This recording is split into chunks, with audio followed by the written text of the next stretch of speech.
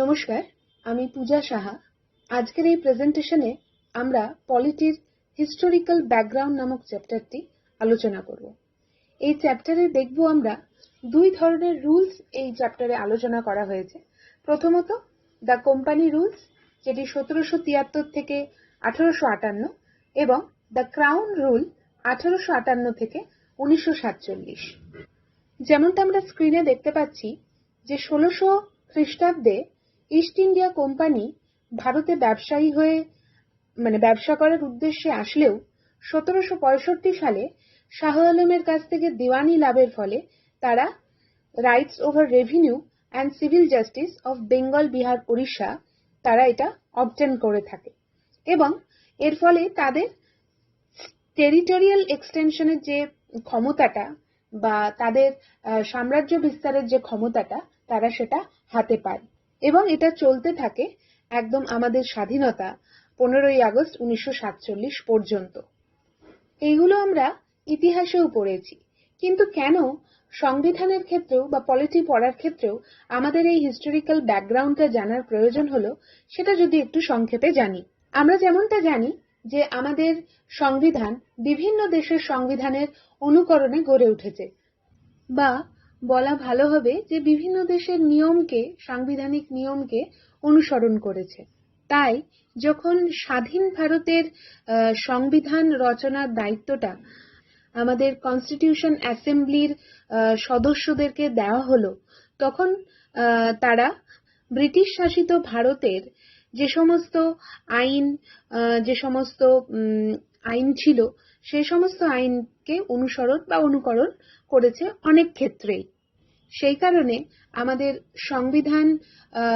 সংবিধানের আরো বিভিন্ন চ্যাপ্টার পড়ার আগে আমাদের সেই হিস্টোরিক্যাল ব্যাকগ্রাউন্ড, যেটার আধারে বা যেটা থেকে যে সমস্ত হিস্টোরিক্যাল ঐতিহাসিক কারণগুলো থেকে বা ঐতিহাসিক যে সমস্ত কারণগুলো এই সংবিধান রচনার প্রেক্ষাপট তৈরি করেছে, সেগুলো আমাদের আগে একটু জেনে নেওয়া উচিত। এবার আমরা পরপর দেখব যে কিভাবে আমরা কোম্পানি রুলগুলো আসছে, কত সাল থেকে কত সাল পর্যন্ত, এবং তারপরে আস্তে আস্তে কোম্পানি রুল, এবং সর্বশেষ the independence of India act 1947। যেমনটা আমরা জানি, দ্য কোম্পানি রুল 1773 থেকে 1858 পর্যন্ত। এই কোম্পানি রুলের প্রথম রুলটির নাম হলো রেগুলেটিং অ্যাক্ট অফ 1773। এই সময়ে গ্রেট ব্রিটেনের প্রধানমন্ত্রী ছিলেন লর্ড নর্থ এবং ভারতের গভর্নর জেনারেল ছিলেন ওয়ারেন হেস্টিংস। যেমনটা আমরা জানি যে this act is of great constitutional importance as it was the first step taken by the British government to control and regulate the affairs of the East India Company in India, and it recognized first time the political and administrative functions of the company. It laid the foundation of central administration in India. তাহলে আমরা দেখছি যে কোম্পানির এই regulating act of 1773 এর মাধ্যমে British government east India কোম্পানিকে পরিচালনা করতে শুরু করে ভারতবর্ষে, এবং এই কোম্পানির পলিটিক্যাল এবং অ্যাডমিনিস্ট্রেটিভ দুটো জিনিসকে আলাদা করা হয় এই রেগুলেটিং অ্যাক্ট 1773 এর মাধ্যমে। যেমনটা আমরা নামে দেখছি রেগুলেট, তার মানে রেগুলেটিং করাও শুরু করে ইস্ট ইন্ডিয়া কোম্পানিকে যে ব্রিটিশ গভর্নমেন্ট ভারতবর্ষে। এবার যদি আমরা একটু বৈশিষ্ট্যগুলি দেখি যে এই অ্যাক্টে কি কি বলা হয়েছিল। প্রথমত, it designated the governor of Bengal as the governor general of Bengal and created an executive council of 4 members to assist him. The first such governor general was Lord Warren Hastings. যেটা পূর্বে governor of Bengal ছিল সেটা governor general of Bengal হচ্ছে, এবং তাকে সাহায্য করার জন্য একটি কাউন্সিল তৈরি করা হচ্ছে, এক্সিকিউটিভ কাউন্সিল। সেটা ছিল 4 সদস্যের একটা এক্সিকিউটিভ কাউন্সিল, এবং প্রথম গভর্নর জেনারেল অফ বেঙ্গল হচ্ছে লর্ড ওয়ারেন হেস্টিংস। দ্বিতীয়, it made the governors of Bombay and Madras presidencies subordinate to the Governor General of Bengal, unlike earlier when the 3 presidencies were independent of one another. অর্থাৎ আগে বোম্বে, মাদ্রাজ এবং বেঙ্গল তিনটে আলাদা আলাদা Presidency ছিল এবং তাদের আলাদা আলাদা ক্ষমতা ছিল, কিন্তু এই অ্যাক্টের মাধ্যমে কি করা হলো, বোম্বে এবং মাদ্রাজকে সাবঅর্ডিনেট করে দেওয়া হলো বেঙ্গলের। তৃতীয়ত, এই অ্যাক্টের মাধ্যমে সুপ্রিম কোর্ট তৈরি হয়, সুপ্রিম কোর্ট প্রতিষ্ঠা হয় in 1774, comprising one chief justice and 3 other judges. 4 number, it prohibited the servants of the company from engaging in any private trade or accepting presents or bribes from the natives. It extended the control of the British government over the company by requiring the court of directors and governing body of the company to report on its revenue, civil and military affairs in India. British সরকার কোম্পানিতে court of directors নামক পদটি তৈরি করে আরও কোম্পানিকে কন্ট্রোলে আনে এবং এই কোর্ট অফ ডিরেক্টরস এদের কাজ ছিল রিপোর্ট দেওয়া রেভিনিউ সম্বন্ধিত, সিভিল ব্যাপারে এবং মিলিটারি অ্যাফেয়ার্সে। এছাড়াও আরও একটি বৈশিষ্ট্য ছিল যে এই রেগুলেটিং অ্যাক্টের মাধ্যমে প্রথমবারের জন্য judiciary would be separated from executive. Judiciary ম্যাটারটিকে এক্সিকিউটিভ থেকে আলাদা করা হয়েছিল এই রেগুলেটিং অ্যাক্ট 1773 এর মাধ্যমে।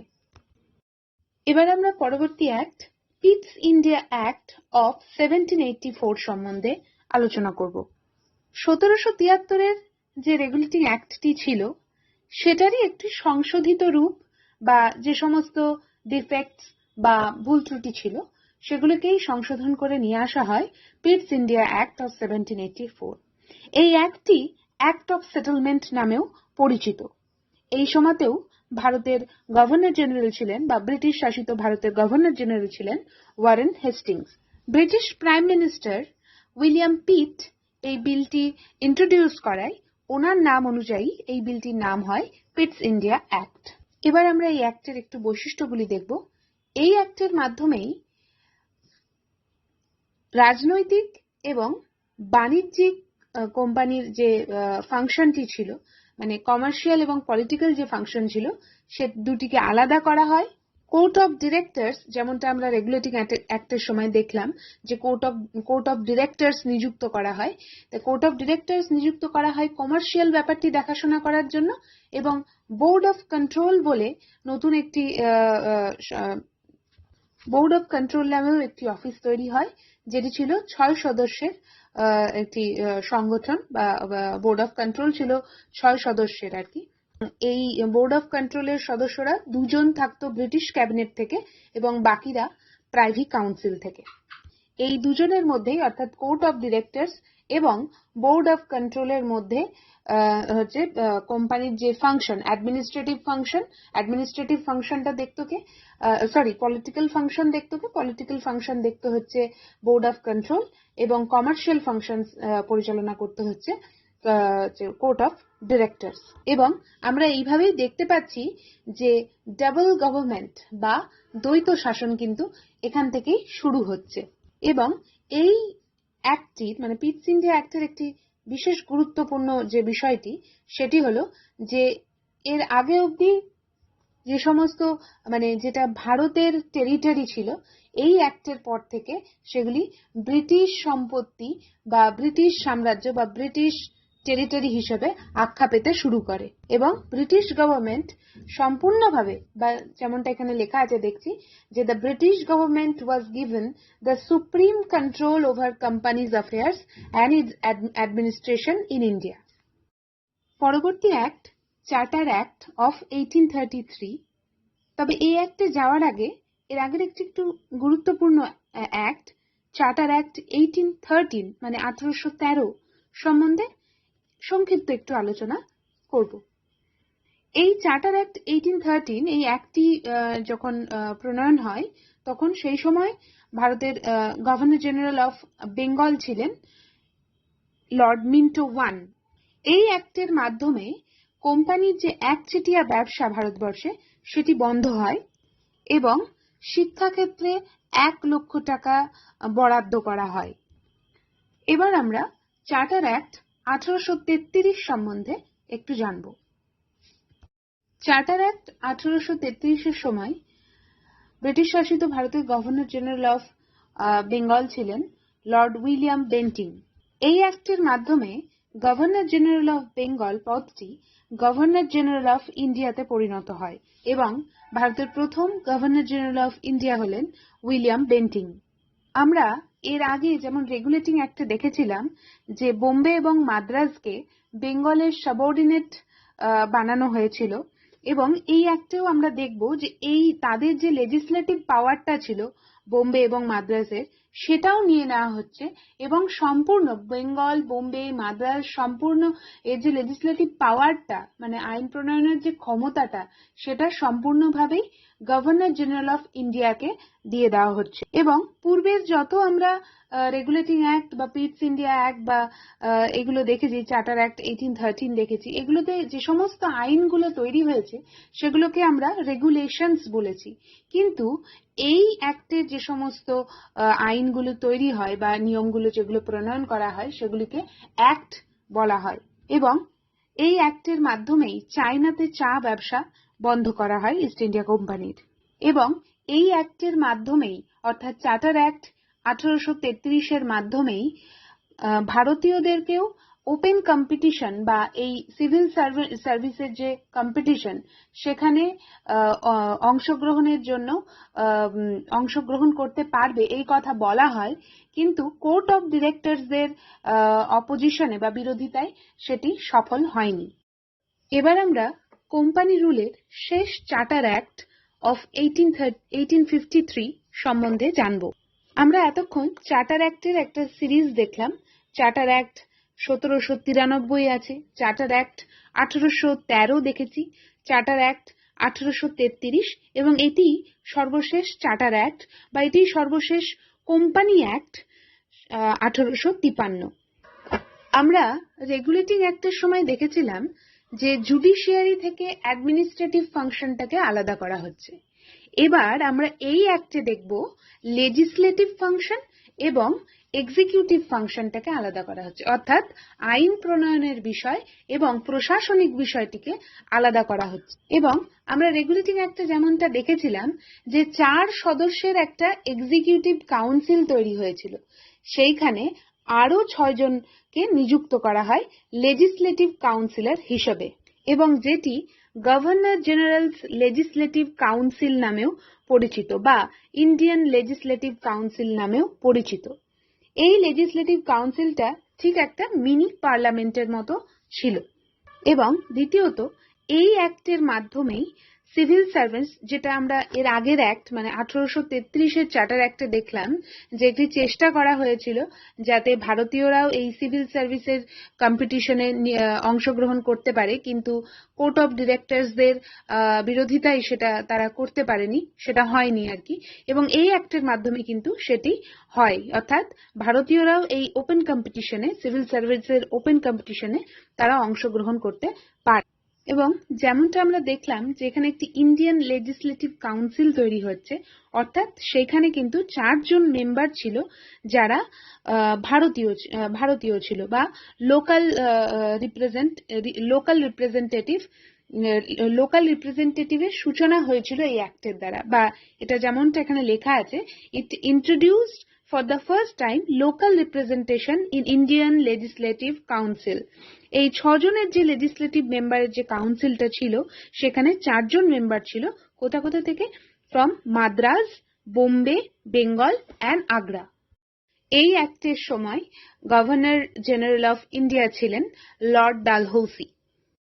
এতক্ষণ আমরা দেখলাম কোম্পানি রুল, রেগুলেটিং অ্যাক্ট 1773 থেকে চার্টার অ্যাক্ট 1853 পর্যন্ত। এবার আমরা পড়ব দ্য ক্রাউন রুল 1858 থেকে 1947 পর্যন্ত। এর প্রথম অ্যাক্টটি হল government of India act of 1858।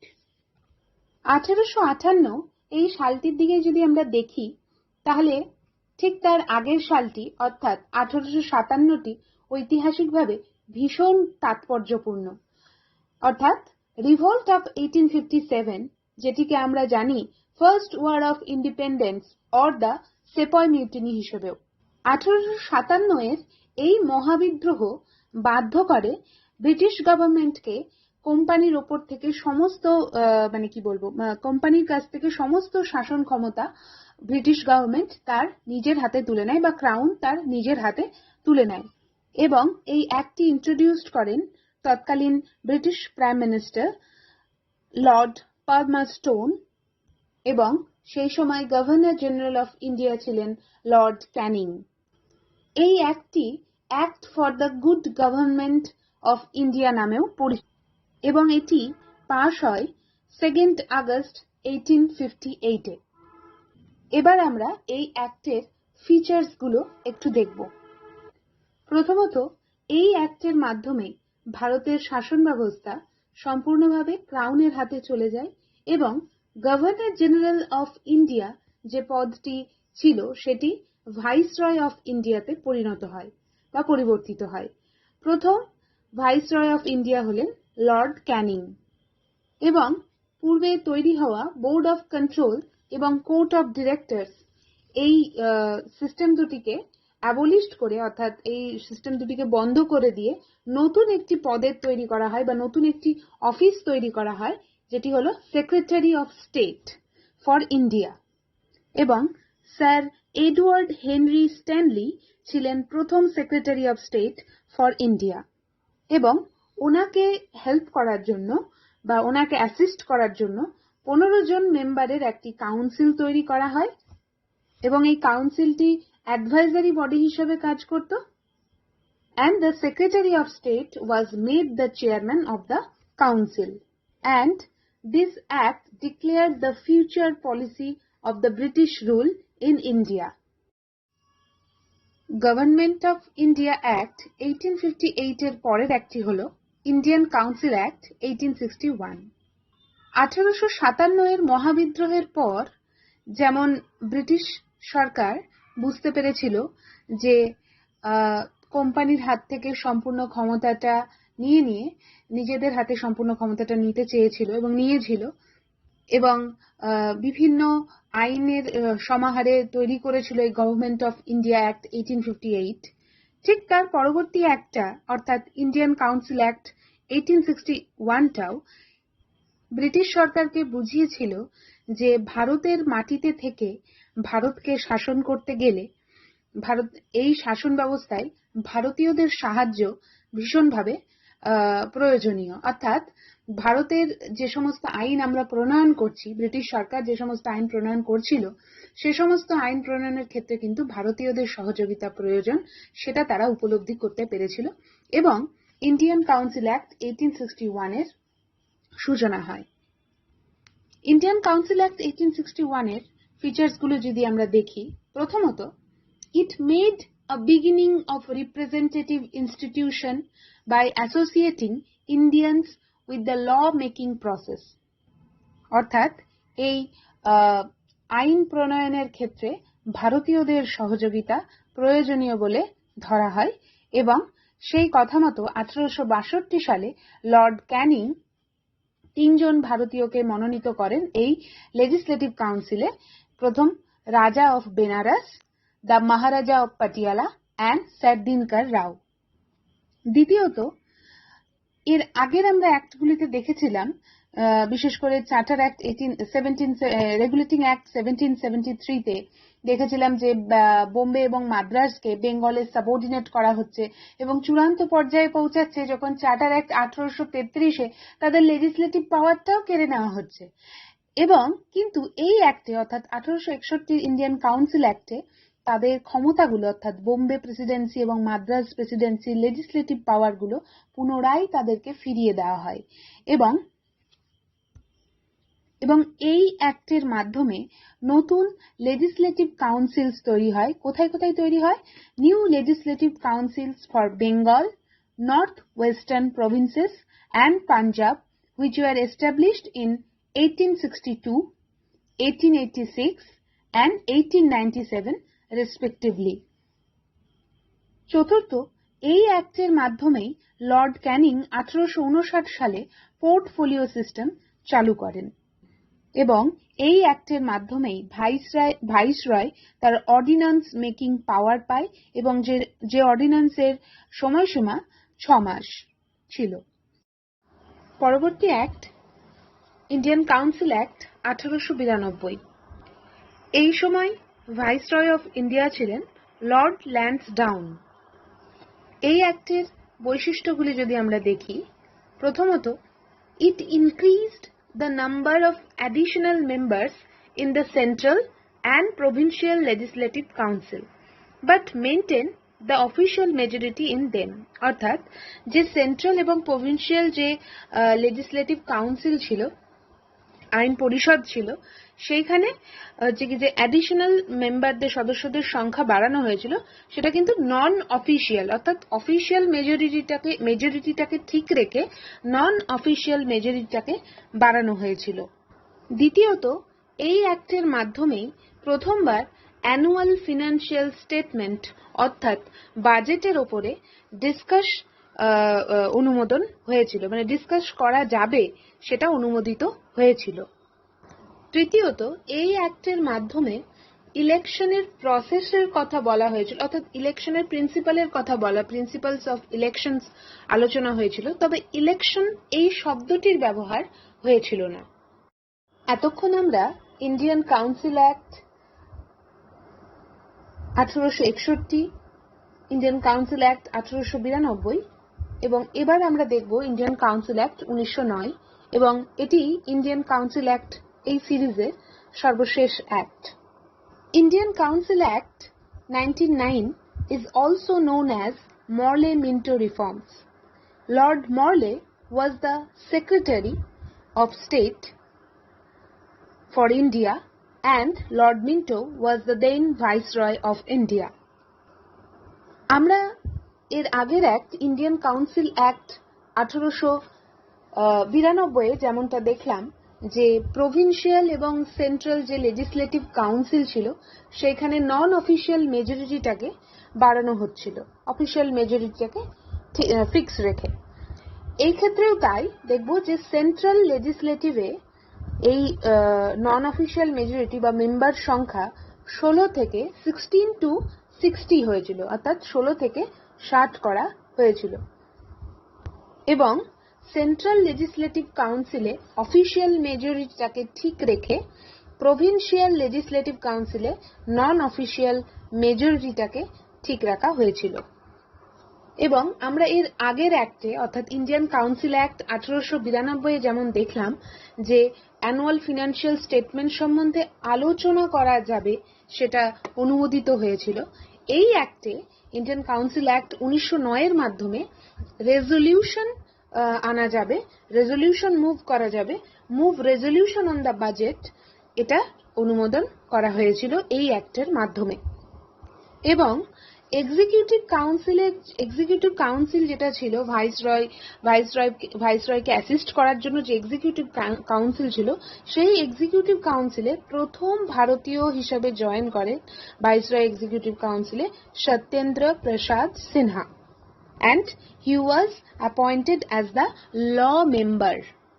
এবং এই অ্যাক্টের সবথেকে তাৎপর্যপূর্ণ উল্লেখযোগ্য যে বিষয়টি সেটি হলো যে এই অ্যাক্টটির মাধ্যমে সেপারেট ইলেক্টোরেটের কনসেপ্টটাকে আনা হয়, অর্থাৎ ইট introduced a system of communal representation for Muslims by accepting the concept of separate electorate. Under this, the Muslim members were to be elected only by Muslim voters. Thus, the act legalized communalism and Lord Minto came to be known as the father of communal electorate. Government of India Act of 1919 is also known as Montagu-Chelmsford Reforms. Montagu was the Secretary of State for India and Lord Chelmsford was the Viceroy of India. এই অ্যাক্টের বৈশিষ্ট্যগুলি যদি আমরা দেখি, প্রথমত এই অ্যাক্টের মাধ্যমে central এবং provincial সাবজেক্টগুলোকে আলাদা করা হয়েছিল এবং প্রভিন্সের উপরে সেন্ট্রাল কন্ট্রোল অনেকটা স্থিতিশীল করা হয়েছিল। দ্বিতীয়ত, প্রভিন্সিয়াল সাবজেক্টগুলিকে দুটি ভাগে ভাগ করা হয়েছিল, transferred subject and reserve subject. Transferred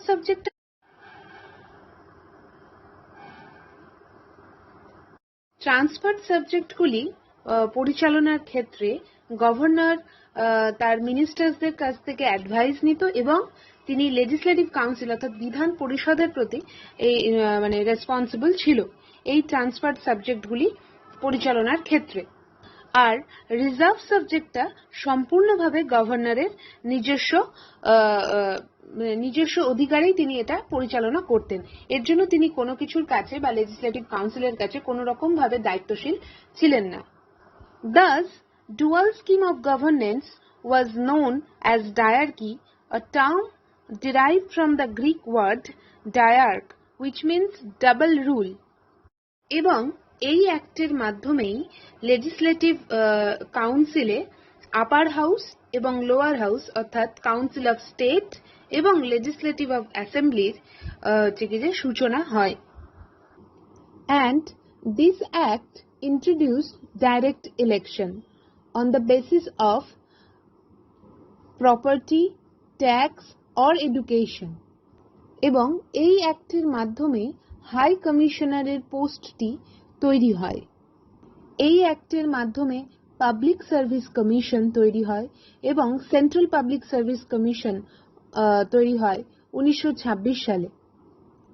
এই অ্যাক্টের মাধ্যমেই প্রভিন্সিয়াল বাজেট এবং সেন্ট্রাল বাজেটকে আলাদা করা হয়। 1919-এ অ্যাক্টটি ব্যর্থ হলে তার ভুল ত্রুটি আলোচনার জন্য 1927 সালে সাইমন কমিশন নিযুক্ত হয়। Lord Birkenhead, secretary of state for India, announced the appointment. যেমনটা আমরা জানি যে এই সাইমন কমিশন তার শিডিউল টাইমের 2 বছর আগেই আসে এবং এর 7 জন সদস্য ছিল এই সাইমন কমিশনের এবং তার চেয়ারম্যান ছিলেন স্যার জন সাইমন এবং assisted by Clement Attlee. The commission was appointed by the then PM Stanley Baldwin, and the commission submitted its report in 1930. Simon commission চরমভাবে ব্যর্থ হয় কারণ ভারতীয়রা এর বিরোধিতা করে, কারণ এর সমস্ত সদস্য ছিল ব্রিটেন থেকে। ইন্ডিয়ান কাউন্সিল অ্যাক্ট 1909-এ যেমনটা আমরা দেখলাম যে একটা কমিউনাল ইলেক্টোরেটের ব্যবস্থা করা হয়েছিল, যে কারণে লর্ড মিন্টোকে ফাদার অফ কমিউনাল ইলেক্টোরেট বলা হয়। এইবার আমরা দেখব 1932 সালে র্যামজে McDonald, the British Prime Minister, announced a scheme of representation of the minorities which came to be known as the Communal Award. 1909-এর যে ইন্ডিয়ান কাউন্সিল অ্যাক্ট 1909 যেটা লর্ড মিন্টো এনেছিলেন, সেটিতে আমরা দেখেছিলাম যে মুসলিমদের জন্য একটি আলাদা ইলেক্টোরেটের ব্যবস্থা করা হয়েছিল। কিন্তু এই কমিউনাল অ্যাওয়ার্ডের মাধ্যমে শুধুমাত্র সেপারেট ইলেক্টোরেটস মুসলিম, শিখ, ইন্ডিয়ান খ্রিস্টানস, অ্যাংলো ইন্ডিয়ানস বা ইউরোপিয়ানসদের জন্য নয়, এটি ডিপ্রেসড ক্লাসদের জন্য করা হয়, অর্থাৎ যারা শিডিউল কাস্ট তাদের জন্য করা হয়। গান্ধীজি এটার বিরোধিতা করেন এবং তিনি ইয়েরেবাড়া জেলে আমরণ অনশন শুরু করেন এবং পুনা প্যাক্টের মাধ্যম দিয়ে তিনি তার অনশন ভাঙেন এবং এই অ্যাক্টের মাধ্যমে as Pune Pact retained the Hindu joint electorate and gave reserved seats to the depressed class. সবথেকে গুরুত্বপূর্ণ একটি act, government of India act 1935. The act marked a second milestone towards a completely responsible government in India. এই অ্যাক্টের 321টি section ছিল এবং 10টি schedule ছিল। এই অ্যাক্টের মাধ্যমেই ফেডারেল লিস্ট, প্রভিন্সিয়াল লিস্ট এবং কনকারেন্ট লিস্টের সূচনা হয়। ফেডারেল লিস্ট যখন শুরু হয়, অর্থাৎ ফেডারেল লিস্ট অর্থাৎ সেন্টার লিস্ট সেটিতে 59টি আইটেম ছিল, 59 আইটেমস ছিল সেখানে। প্রভিন্সিয়াল লিস্ট অর্থাৎ স্টেট লিস্ট, সেখানে 54 আইটেমস ছিল এবং কনকারেন্ট লিস্ট, যেখানে বোথ অর্থাৎ সেন্টার এবং প্রভিন্স দুজনেরই অধিকার রয়েছে, সেখানে 36 আইটেমস ছিল। এবং residuary power were given to the viceroy. Secondly, it abolished diarchy in the provinces and introduced provincial autonomy in its place. This act introduced responsible government in provinces. That is, the governor was required to act with advice of minister responsible to the provincial legislature. This act came into effect in 1937 and was discontinued in 1939. This act introduced bicameralism in 6 out of 11 provinces. Thus, the legislature of Bengal, Bombay, Madras, Bihar, Assam and United Provinces were made bicameral, consisting of a legislative council and a legislative assembly. However, many restrictions were placed on them. By this act, the Council of India, established by the Government of India Act of 1858, was abolished. It extended the franchise. About 10% of the total population got the voting right.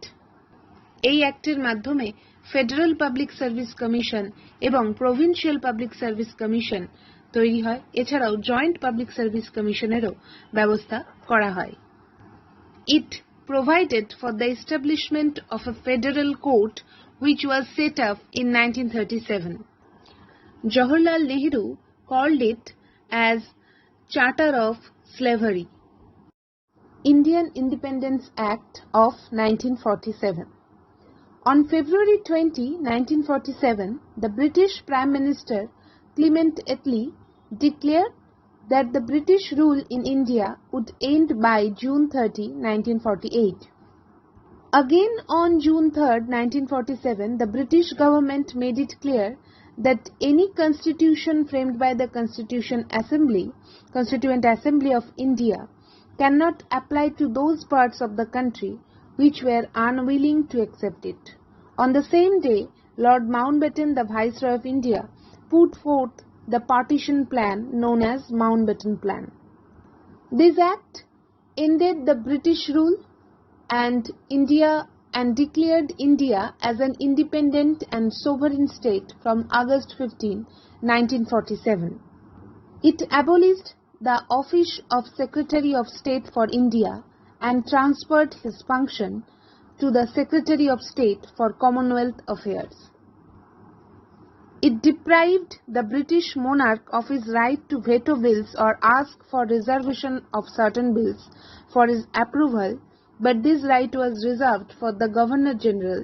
The Governor-General would have full power to assent on any bill in the name of His Majesty. This act dropped the title of Emperor of India from the royal titles of the King of England. As we know, Lord Mountbatten became the first Governor-General of the new Dominion of India. Mountbatten showed in Jawaharlal Nehru as the first Prime Minister of independent India. The Constituent Assembly of India, formed in 1946, became the Parliament of the Indian Dominion. এখানে আমরা দেখতে পাচ্ছি interim government 1946 এর যারা member ছিলেন এবং তাদের portfolio যা যা ছিল। প্রথমত Jawaharlal Nehru external affairs and Commonwealth relations পোর্টফোলিওতে ছিলেন। সর্দার বল্লভভাই প্যাটেল ছিলেন home information and broadcasting. Doctor Rajendra Prasad food and agriculture, doctor John Matthai industries and supplies, Jagjivan Ram labour, Sardar Baldev Singh, Defence, C.H. Bhabha, Work, Mines and Power, Liaquat Ali Khan, Finance, Abdur Rab Nistar, Post and Air Portfolios দেখতেন তিনি, Asaf Ali, Railways and Transport, C. Rajagopalachari, Education and Arts, I. Chandrigar, Commerce, Gajnafar Ali Khan, Health, and Joginder Nath Mondal, Law. The members of the interim government were members of the Viceroy Executive Council. The Viceroy continued to be the head of the council, but Jawaharlal Nehru was designated as the Vice President of the council. Here we can see the first cabinet of Free India. Jawaharlal Nehru as Prime Minister, External Affairs and Commonwealth Relations and Scientific Research. Second, Sardar Vallabhbhai Patel, Home Information and Broadcasting and States. Rajendra Prasad, Food and Agriculture Portfolios. Maulana Abul Kalam Azad, Education. Dr. John Mathai, Railways and Transport. R.K. Sangmugan Chetty, Finance. Dr. B.R. Ambedkar, Law. Jagjivan Ram, Labour. Sardar Baldev Singh, Defence. Rajkumari Amrit Kaur, Health. C.H. Bhabha, Commerce. Rafi Ahmed Kidwai, Communication, and Dr. Shama Prasad Mukherjee, Industries and Supplies. V.N. Gadgil, Works, Mines and Powers. এই প্রেজেন্টেশনের মাধ্যমে আমরা historical background চ্যাপ্টারটির সংক্ষিপ্ত আলোচনা আমরা করলাম। এখানে আমরা যেমনটা দেখলাম যে দুটো rules, company rules, crown rule. Company rule 1773 থেকে 1858 পর্যন্ত এবং ক্রাউন রুল 1858 থেকে 1947 পর্যন্ত। এবং আমরা আমাদের সংবিধান যদি দেখি, আমাদের দেশের সংবিধান, তাহলে দেখব যে এখানকার আমাদের সংবিধানের বিভিন্ন বৈশিষ্ট্য এই সমস্ত রুলসগুলি থেকে নেওয়া হয়েছে। বিশেষ করে গভর্নমেন্ট অফ ইন্ডিয়া অ্যাক্ট 1935, যেখান থেকে আমরা আমাদের সংবিধানের federal scheme, office of governor, public service commission, emergency provisions, administrative details, এগুলো আমরা নিয়েছি। এই প্রেজেন্টেশনটি আমার প্রথম চেষ্টা। তো যদি কোনো ভুল ইনফরমেশন বা এগুলো থাকে তাহলে অবশ্যই জানাবেন, তাতে আমার ভুলটাও সংশোধন হবে আর কি। তো ধন্যবাদ, নমস্কার।